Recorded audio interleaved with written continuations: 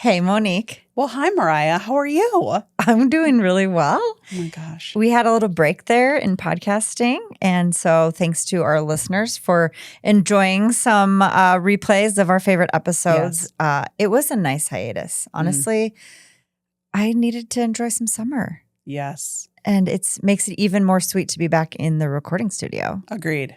And I am so excited about our slate of guests that we have teed up for the next few episodes. Juicy. It's good stuff. And today we have a guest who's near and dear to my heart. And I've known her for many, many years. And I've just got to watch her grow into an amazing entrepreneur and businesswoman. And so I'm excited to welcome Michaela Rai to the studio today. We're going to talk about her journey as an entrepreneur. And I mean, so many things. This young woman has experienced so much and has so much to share. And I'm going to let her tell all about that. So join us for a really special episode of the Heart and Soul podcast where we're going to hear from Michaela's story. So should we do it? Let's do it. Welcome to Heart and Soul, the podcast where we empower and inspire women to lead their best lives, harnessing the power of their hearts and souls. We are Mariah And Monique. your hosts and guides on this journey of self-discovery and personal growth. In each episode, we will dive deep into topics that matter most to you, from self-love and confidence to career development, relationships, and everything in between. We believe that every woman has a unique strength and inner wisdom waiting to be unleashed.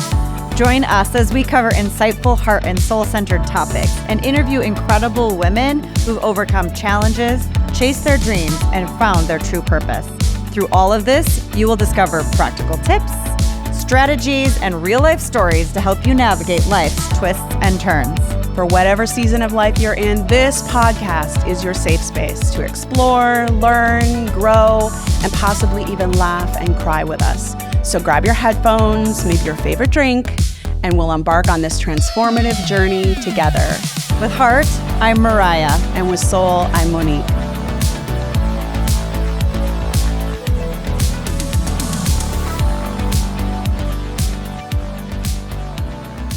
Well, welcome, Michaela.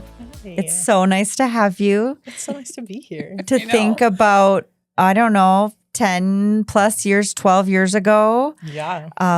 We like to tell, so I should say on the Heart and Soul podcast, we like to start with our guests by talking about how we know each other and like how we came to invite you to be a guest. And so I'll start in that Michaela actually worked for me in my wedding business when she was still a teenager. Wow. And right out of the gate, I was like, how old are you? Because you feel like so much older than I know you are.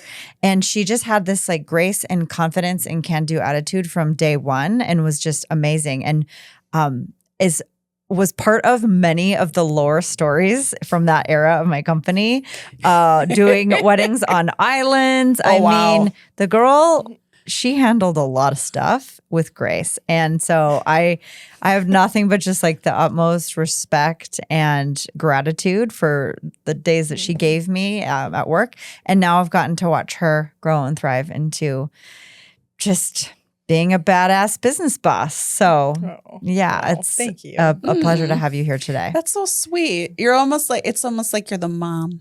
I'm always the mom. I know. The matriarch. Yes.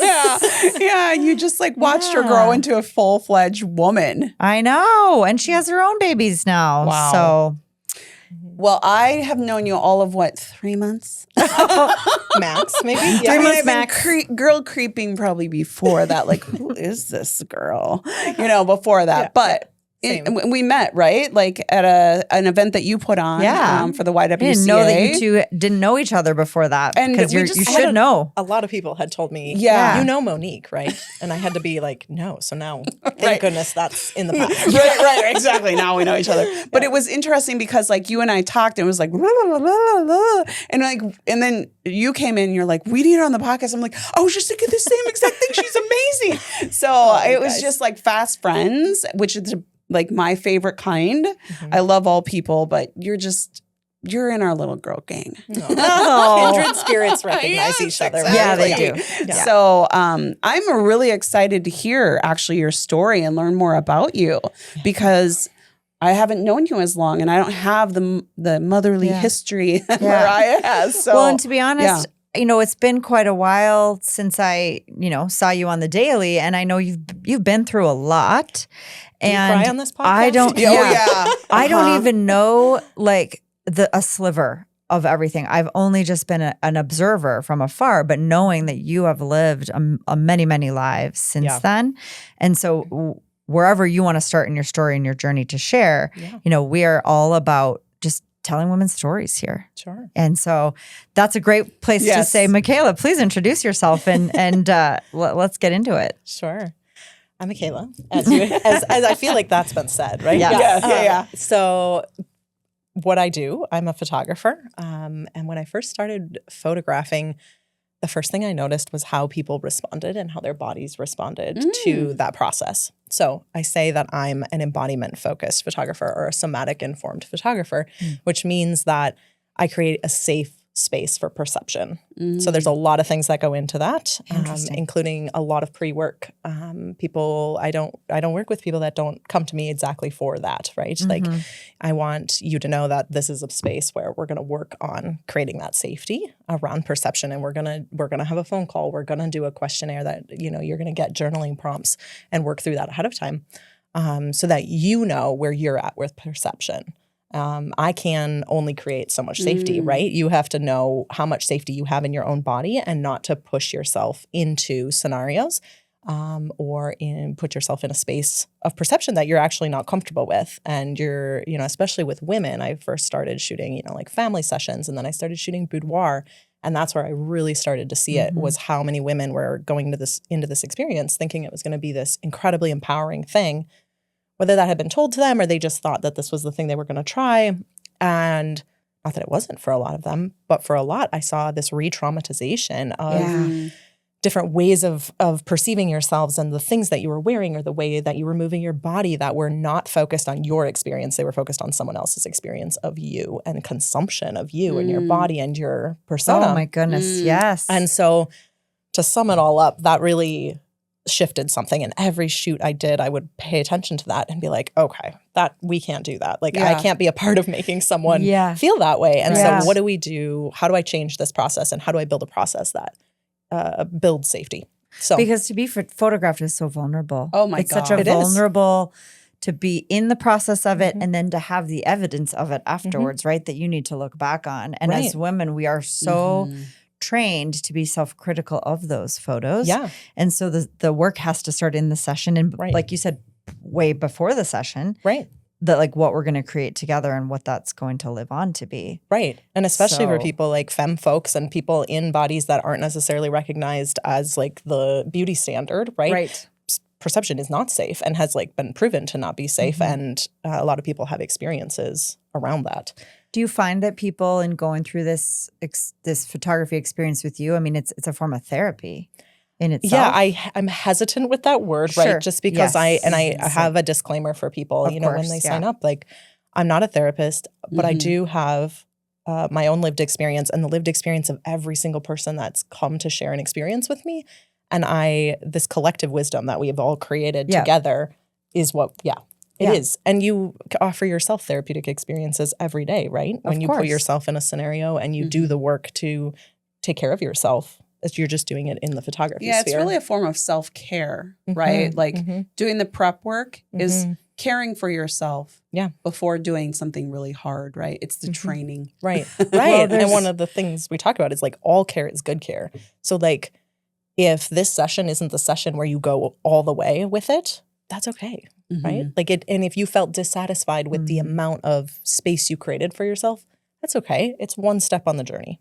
Well, there's so much to be said for exposure therapy as one of the most powerful ways to live through trauma and healing. And people are exposing themselves in that situation. And I think there's something's going to come out of that and working with someone who's holding that space. Yeah. Like you do sacredly. Right. But putting themselves out there. Yeah, and coming at it from a somatic perception in the sense that, you know, exposure can re-traumatize. Like that is true as well, right? And so how are we making sure that you're taking good care of yourself and I'm taking good care of the space so that even if something does come up that is unexpected or is deeper than you planned to go, you have safety to sit with it, to come back up to the surface. You're going to hear a lot of water euphemisms from me, but and you go as deep as you want to, and you can always come back out. Your body will bring up those things again when it's time.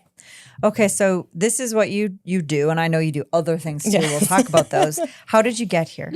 Tell us a little bit about your story. Sure. Yeah, I first picked up a camera probably when I was like 13. Oh, wow. And I was a terrible drawer, and I wanted to create art. So you're like, we'll try this. Didn't you have like a necklace with a camera, or like Yes, there was a camera charm? Actually, you're reminding me of this. Yes, I did.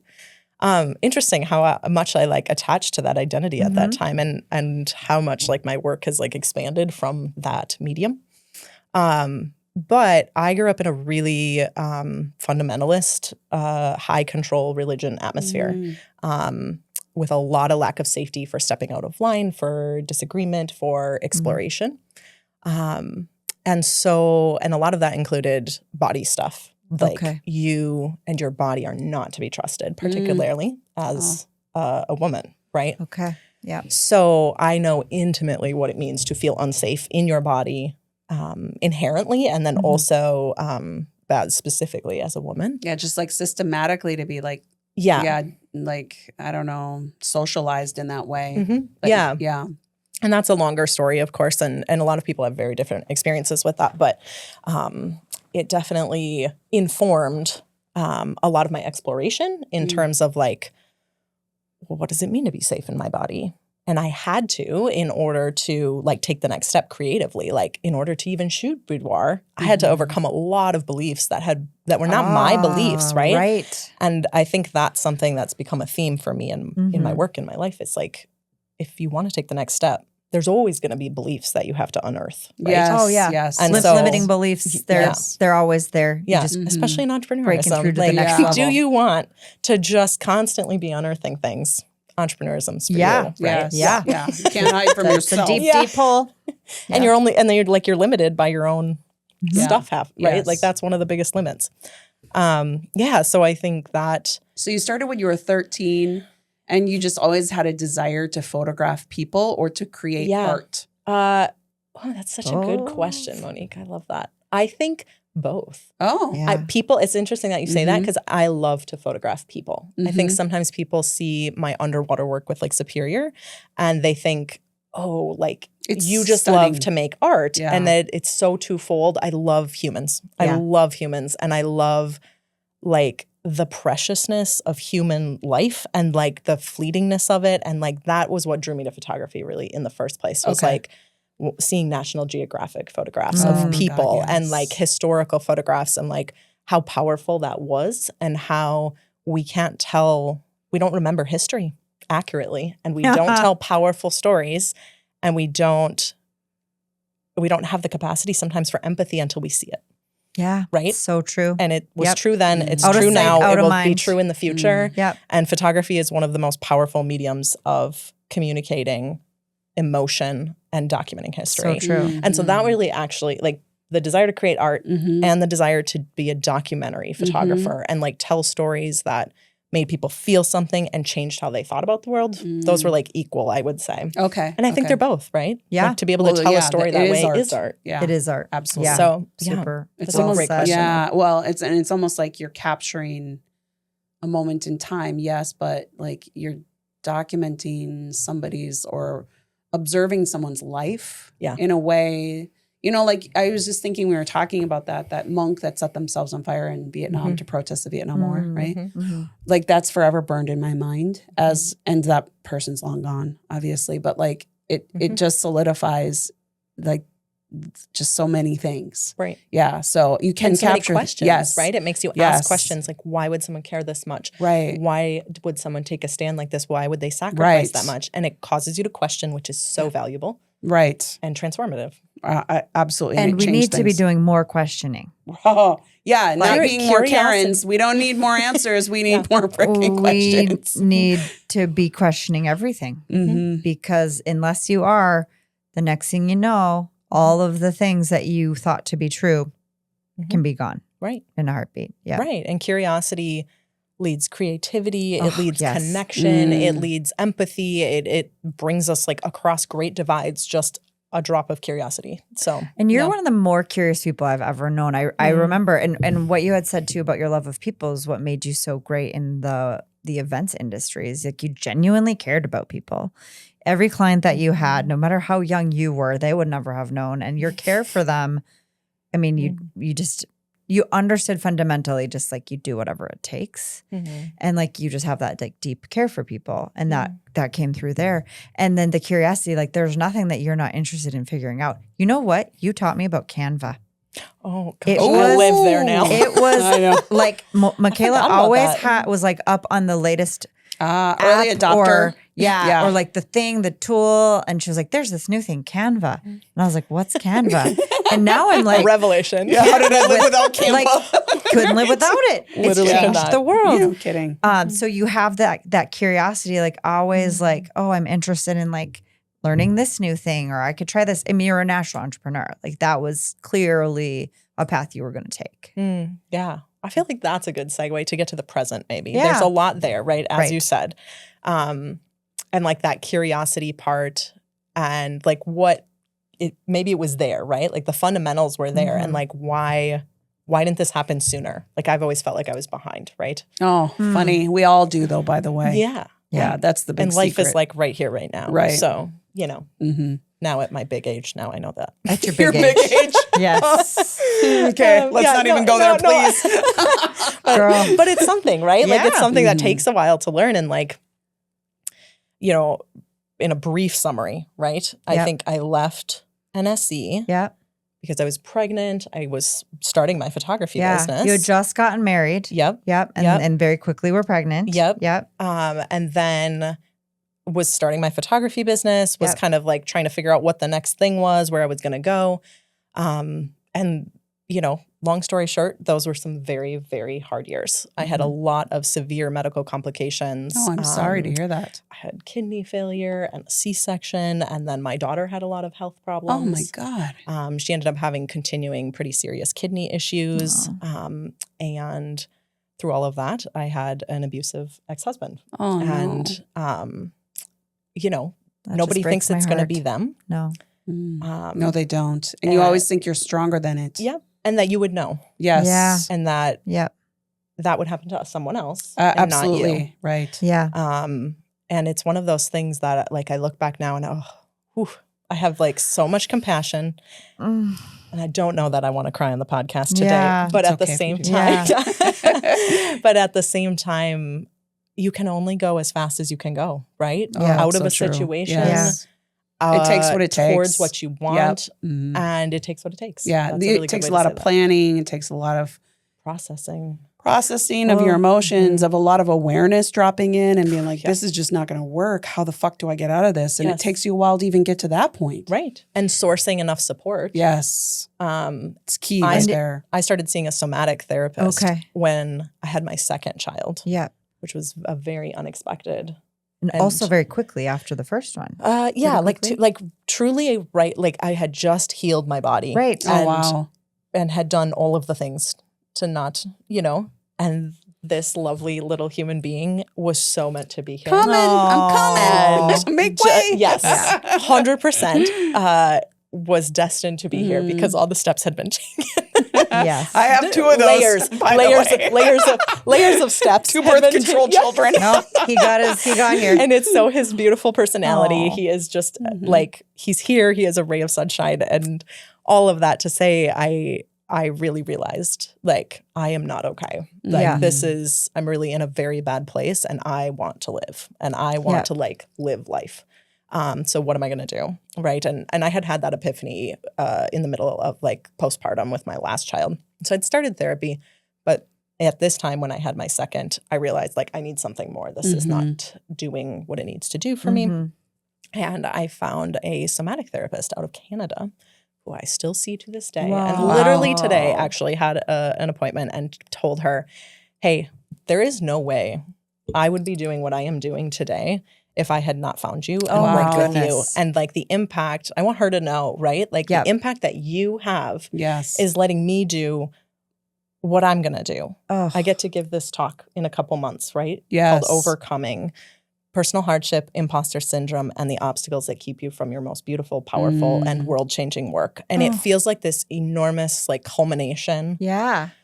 of like all the collective wisdom that's been given to me and the support that's been given to me. And I get to create this environment. We're going to do all these different exercises and we're going to Beautiful. take action and find the support and the next step in that session. And I was telling her, like, there's no way I would have done that if you had not created a space where I could hear my body screaming at me that I'm not safe in this scenario. Yeah. Wow. And like listen, and it was the first time I learned to listen to my intuition. I really And that's guided everything since. want to just say kudos for you for telling her, because I think all of us like forget and minimize our impact. Yes. And it really, we did a podcast episodes about my breast cancer. And then we knew someone who was going through it. And she called me and she said, I just had to do this because you said on your podcast, if this helps just one person, my journey will have been worth it. And you did it. I've said that so many times. Yes. Yeah. If the one thing if Yes. I impacted one person's life in all of this work, that's it. That's what we came here to do. Right. Right. Right. So I think it's really great that you told her, because she probably needed to hear that. And we need to constantly tell each other that. Yeah. The impact. Yeah. The impact That we have on Yeah. each other. The love we have for each other. Yeah. Right. You don't know if you have tomorrow. Tell someone. Right. Tell someone. Yeah. Yeah. We did another podcast about telling people we love them. Yes. Like Yes. not holding that back. Like Yes. communication and Yeah. and that acknowledge, like that one person who maybe smiles at you could be the one that tells you I want to live. Like like Yes. you said, you know. Yes.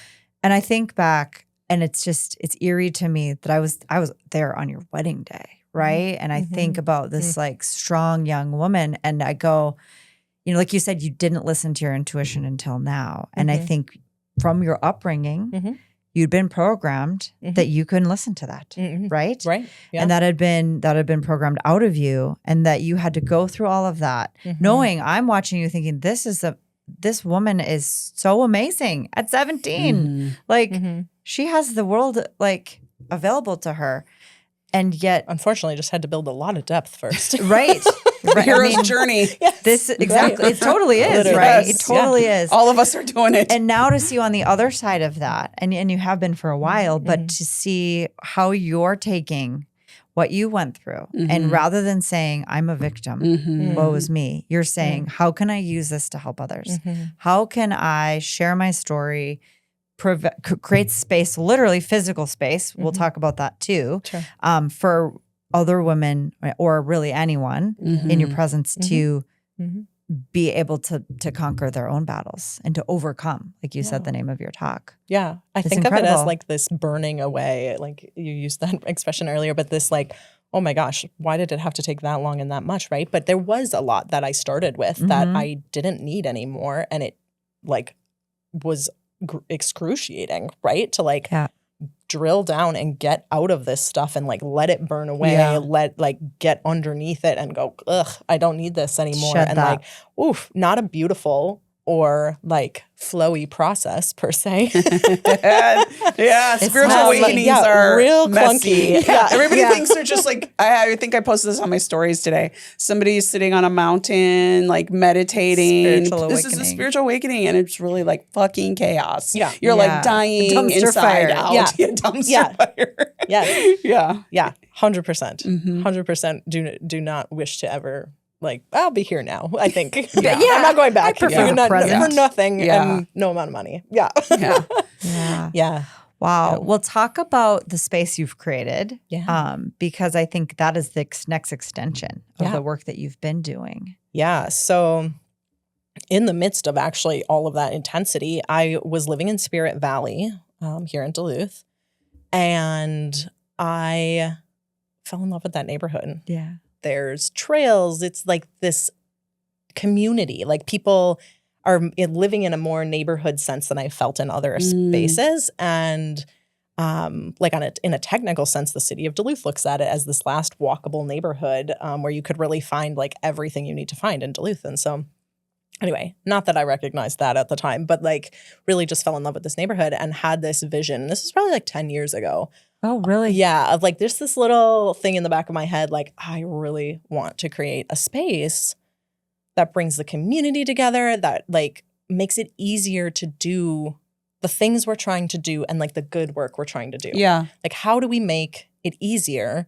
Because like how many entrepreneurs did I watch? You included, right? Like it's so hard and you did it so well, but it's still like this thing. I watched so many as I was kind of coming up and observing like how many people were trying to do so much and accomplishing it on their like in these kind of like islands, even though everyone's working as hard as they can to connect, you know? We're all siloed. Yeah. Especially, and here we are in this space even, right? Like working here together. And like, I think that was just the vision for a long, long time. And I looked at like, okay, am I going to open like a co-working space? Am I just going to create my studio? And like, am I just going to create that space there? And that actually was the plan.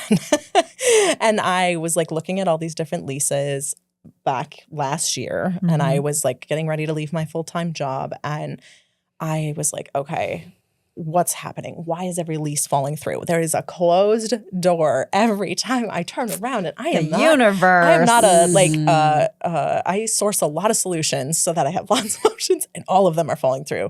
Like I can't work any harder at this. What is happening? And I was like, okay, I know something's happening, right? Like something's going on here.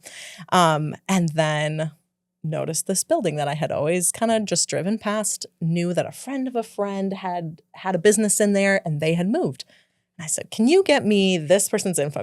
Anyway, long story short, I bought it off the market and started really having to conceptualize what we were going to do with the space. Really actually before buying it. Like I had to come up with a business plan, tenants, and like everything. I did it in about 2 months. Wow.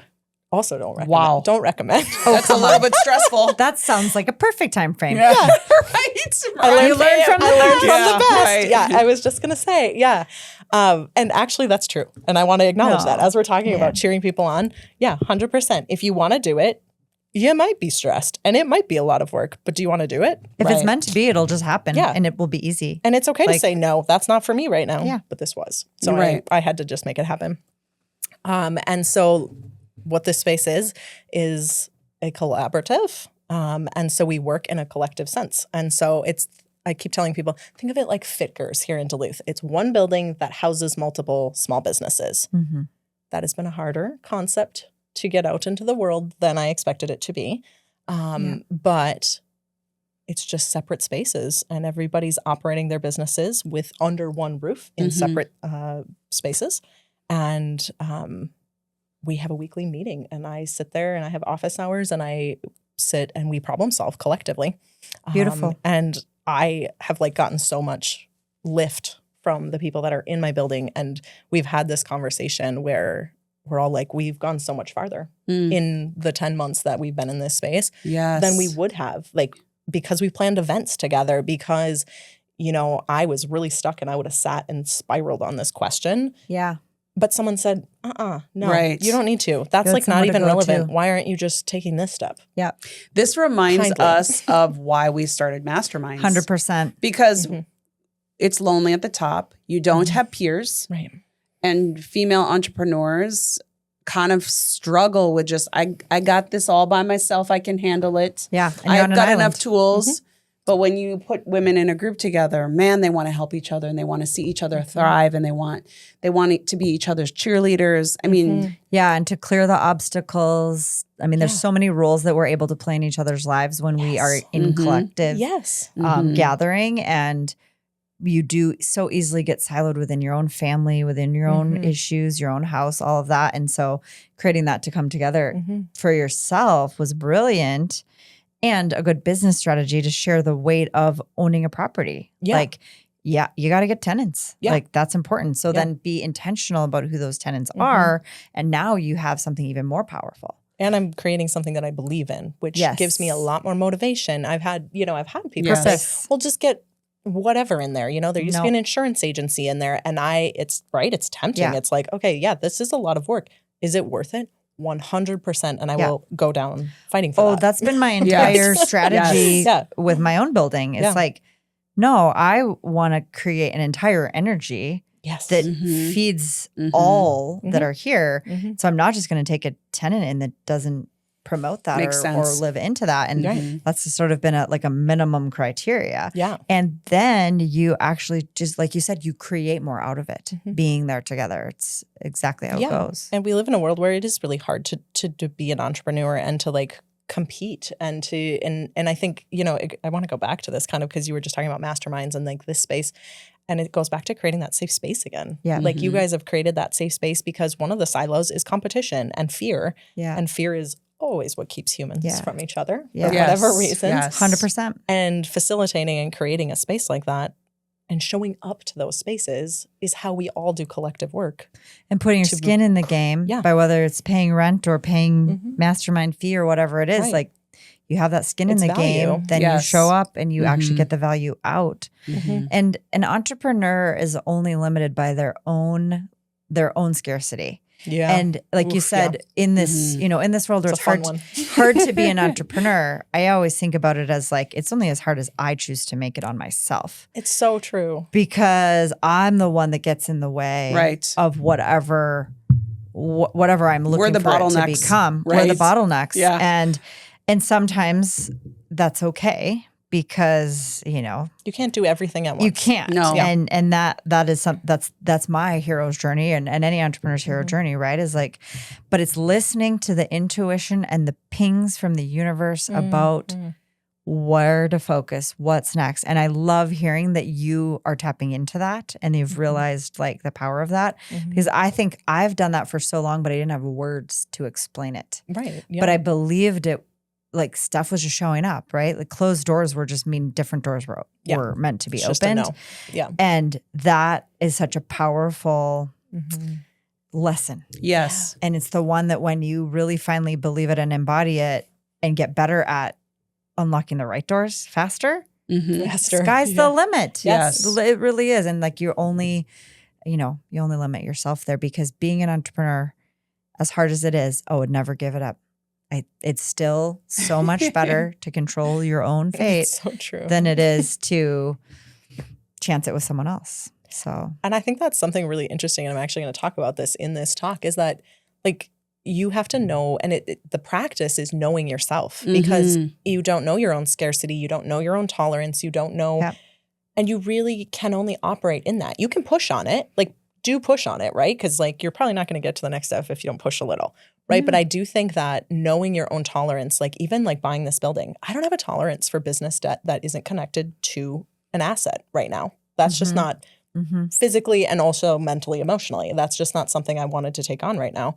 It's a strategic thing. It's also like I can't solve all of my like emotional, like I can't do all of the exploration at once. Right. Yep. And so like recognizing something as concrete as that is like, I don't want business debt right now. That's not connected to an asset. It's generally not a great idea. And you realize that from a different angle, right? Right. But that was like a good way to say, here's where my limit is. Yeah. Yeah. And I'm able to not operate in extreme scarcity. Do I still get into a scarcity mindset? 100% all the time, every day, ping pong around doing that. Everybody does. But it's just been a really interesting process to learn like where my tolerance is and where I'm going to be. How do I put myself in a spot where I can be expansive? Yes. And that includes pushing it includes knowing your tolerance. Yep. Yeah. Oh my goodness. Yeah. It's so pleasant, lovely to talk with someone who can share the same energy that we have around how we approach life. And I just feel like this sense of peace and calm here in this conversation, which is really cool. Yes. And like what you're so principled, and that at its core is going to set you up for success in your business and whatever you do. Like that purpose-driven authenticity. Like that's hard for people to get to. Like you've kind of had to figure that out maybe in a different way than others, but like that really is going to continue to serve you so well. It's all you can do, right? Like, I think at the end of the day, you can chase like us, do I want to publish a book someday and have a national podcast? Yeah, I do want those things. That's on my list, Yeah, say it out loud Along right the way. here. Oh, I do. I've been Manifest. saying it out loud for a while because, it's the next thing, At the same time, you're just here now. And like, whether you get there or not, you have to know you have to know the impact you want to make right here, right now. Absolutely. Yes. Because nobody's guaranteed tomorrow. And we all have had things happen to us and people that we've lost or whatever it is that makes you have that realization. And you get to work as hard as you want and love the people that you have around you as hard as you want and make the impact you want right now. Right so for people Beautiful. who like this is aligning with them, the way you're describing, the way you're talking, they're like, wow, this girl's like, I want to meet her. I want to work with her. I want to meet you. Yeah, right. Exactly. How would they find, you do photography and you do the somatic photography. Yeah. How would they find you? How would they work with you? Yeah. Oh, well, all the ways. Come find me all the ways. My website is whatwesawstories.com. Okay. And so that's my business name because it's a collaboration. It's what I saw, what you see, what we bring together into that space. It's what we saw.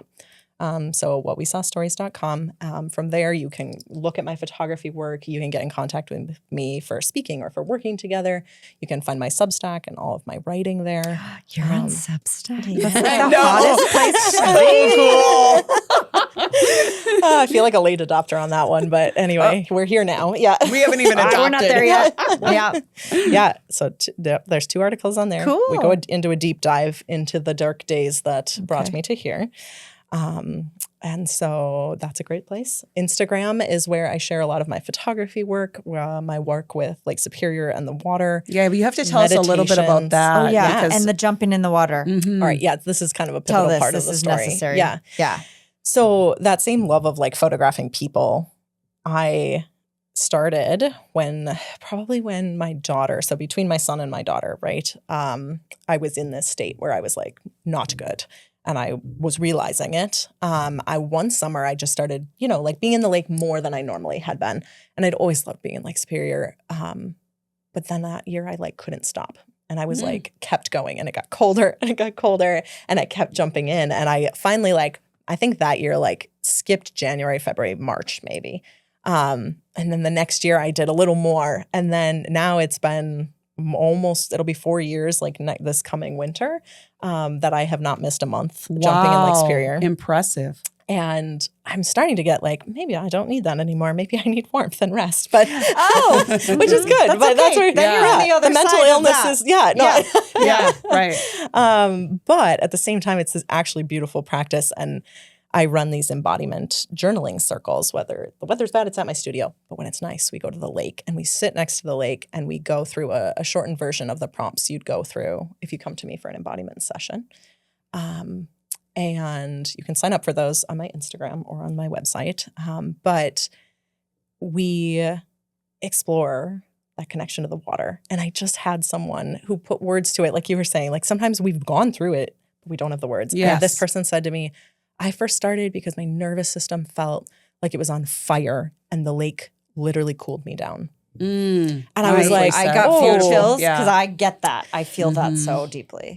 and you can't, I always say this, I feel like it cooled me. It cooled the frayed, burning sense of my nervous system, but it also just gently pushed me back into my body. I was this fragmented person who was so disassociated in order to deal with the stuff that I needed to deal with at that time.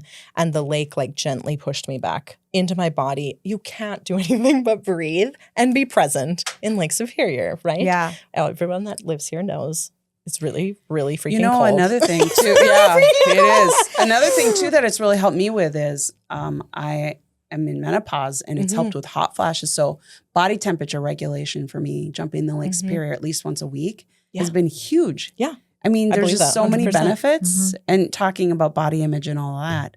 It's fascinating. And that there's even more to it, I think, too.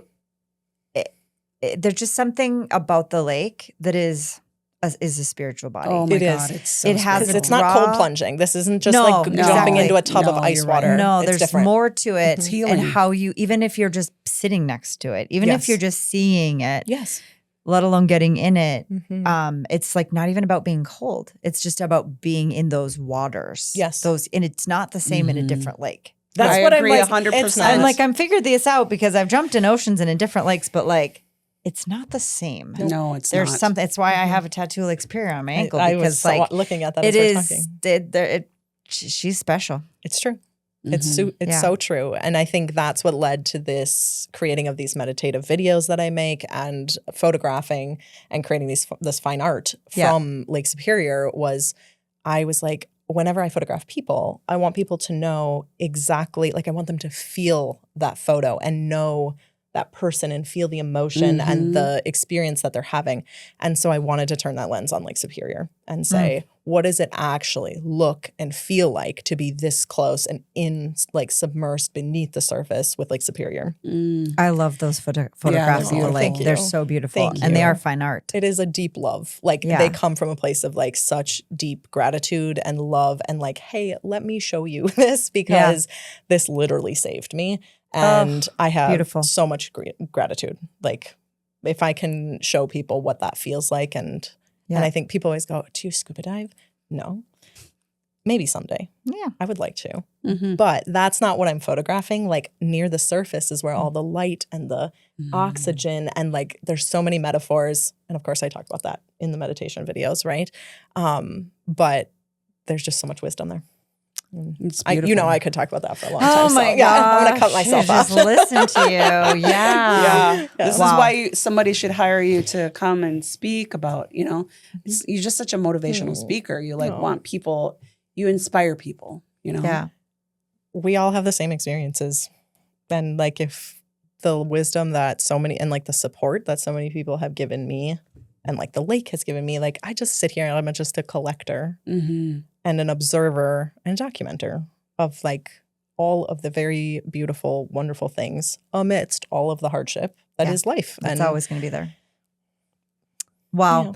Well, that is a beautiful statement to wrap on today as we're running out of time. But it has been just a privilege to hold space with you here and to share parts of your story. And there's so much more to learn about Michaela. And she shared a lot of the ways that you can find her and work with her. And we will also link to that in our show notes and link in our Instagram and everything so that you can meet all the beautiful people that listen to our podcast and make up our audience. So thank you, Michaela, for coming and for sharing with us today. And I'm so glad you two finally know each other. Yes. My goodness. It's the real win today. Time. Yeah. Yes. Seriously. So true. Thank you both. And Thank you you. have creating that space, right? Yeah. Thank you. Beautiful. Well, that's another episode of the Heart and Soul podcast. Thank you for tuning in today and listening. And we hope that you have enjoyed just hearing Michaela's story and that you will go and follow all that she does. And we can't wait to get back with another episode with more exciting guests and conversations between the two of us. So love you, bestie. Love you. Cheers, friends. You've just finished another episode of the Heart and Soul podcast. We hope that you've enjoyed the show, and if you've loved it, we would love if you'd leave us a 5-star review on whatever platform you're listening. You can find links to leave that review in the show notes, where you'll also find other resources that we reference on our show. And if you think a friend could find value in today's episode or any future episodes, please share this episode with them on social media. This is one of the only ways the podcast can organically grow, and we just can't wait to connect with you and all of your besties. You can also find Monique and I on our many social media platforms or our websites, and we're going to leave links to those in the show notes as well. Thank you for listening. We look forward to sharing our hearts and souls with you again next time. With Heart, I'm Mariah. And with Soul, I'm Monique.